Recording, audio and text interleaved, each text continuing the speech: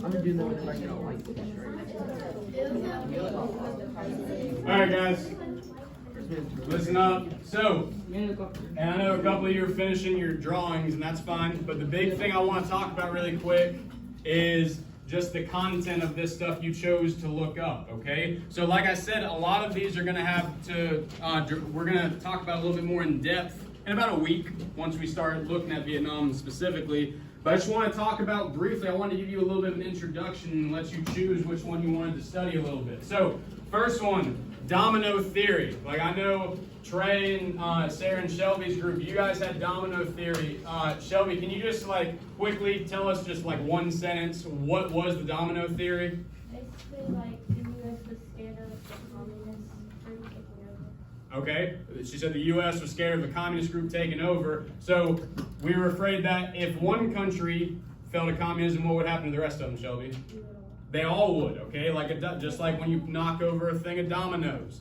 The first one falls, the rest of them fall, okay? So that's what domino theory was. Now I noticed a lot of you did guerrilla warfare, okay? So there's like 3 or 4 groups that did it. Anybody want to volunteer and tell me what guerrilla warfare is? Jackson? Guerrilla warfare is a form of combat with a small group that uses like tactics, mobility,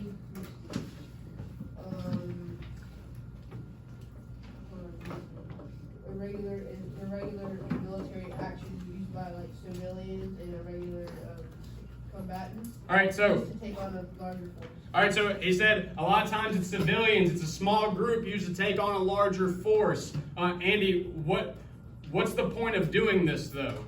It uses raids and ambushes. And ambushes, that's the key there, okay? So, like what Jackson said, a small group of people taking on a much larger army by ambushing them. All right, just like I told that one group in the back as an example. A lot of you that played laser tag yesterday, okay, some of you played directly with me and I owned you, right? Yeah, that's what I thought.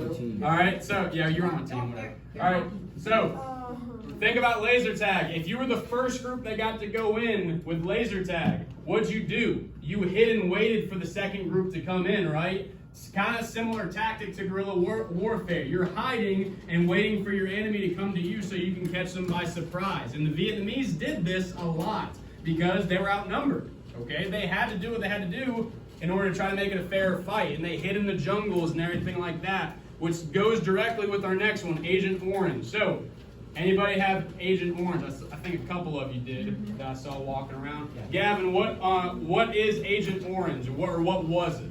Agent Orange was a chemical used to get the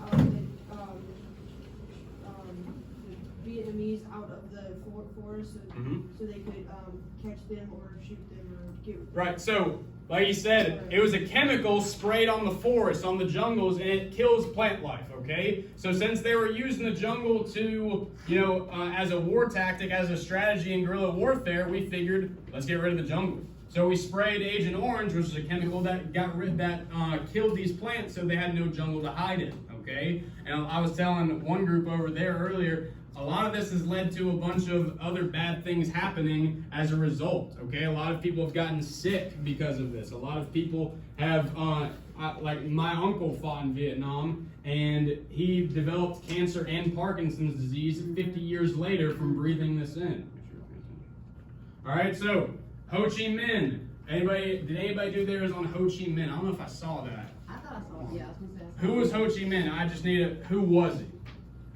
The Prime Minister of Vietnam. All right, so he was the prime minister. He was the leader of Vietnam. So he was the one who basically led them to independence, okay? The Paris Peace Accords. Anybody do that one?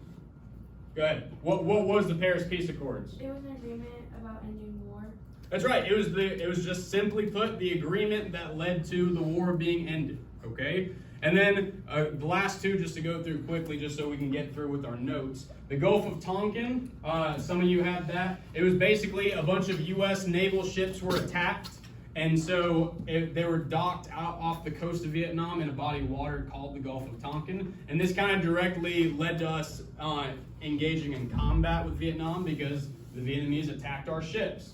And then the Tet Offensive was another battle that took place during Vietnam that involved a lot of people getting upset because attacks were made on a holiday in Vietnam, and the name of the holiday was Tet. So that's why it's called the Tet Offensive. Well, like we said, I wanted to give you a choice and take a look at these because now you at least have a base knowledge of a lot of the stuff we're going to be taking a look at in a couple weeks. Or not a couple weeks, next week. Okay, so this is something that really gives you a head start, so you're not just going in blind with a bunch of information you know nothing about. So if you worked with people in your group, make sure all of your names are on that piece of paper and go ahead and pass that up to the front. Okay, we're about to go ahead and get started on the notes.